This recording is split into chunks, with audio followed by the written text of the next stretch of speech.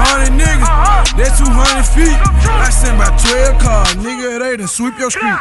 Trulla, gooda, them the gang member. I love my gang, fuck the fame, I ain't gon' change, nigga. I got a Afghanistan news in this bit. Y'all already know how I'm rocking, man.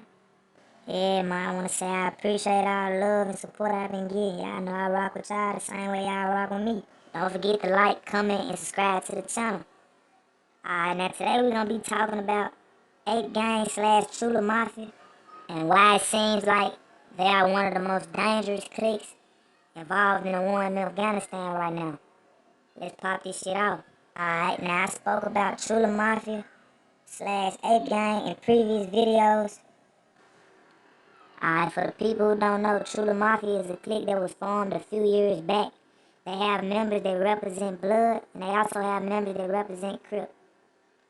I didn't start hearing about ApeGang until about 2 years ago. And if I'm not mistaken, ApeGang is just a branch off of TrullaMafia. Basically, the younger members came together and formed their own clique, but they still represented TrullaMafia as well. Now, as I stated in a previous video, at one point in time in the city, a lot of people wanted to be a part of that TrullaMafia movement. They was always recruiting. And word on the streets is, in order to be a part of TrullaMafia, you had to stand on business. They would sometimes recruit guys who really didn't come from that gangster background. But TrullaMafia would turn these guys into monsters. If you know, you know. It's well known that TrullaMafia was led by J Money Trulla. J Money was named one of the biggest gangsters in the city after he passed away.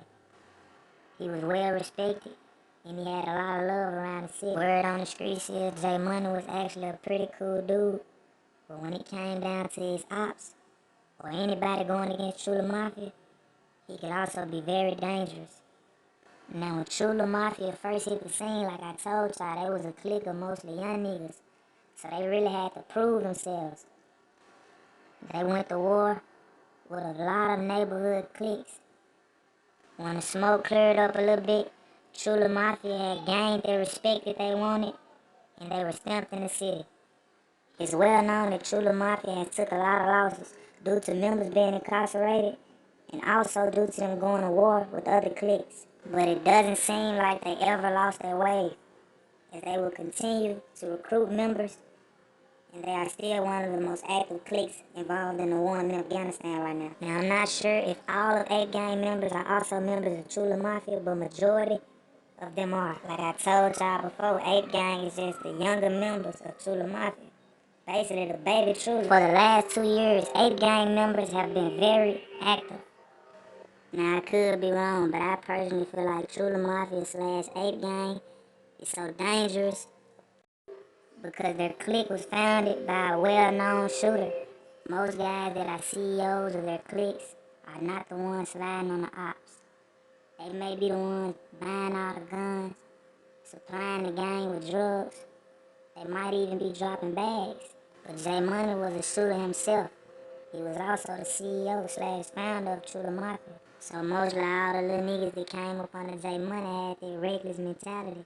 And as I stated before, they also had to do a lot of things to stamp themselves in the city. When TrullaMafia first hit the scene, they had a lot of enemies. The ops would try to get at them on several occasions, vice versa.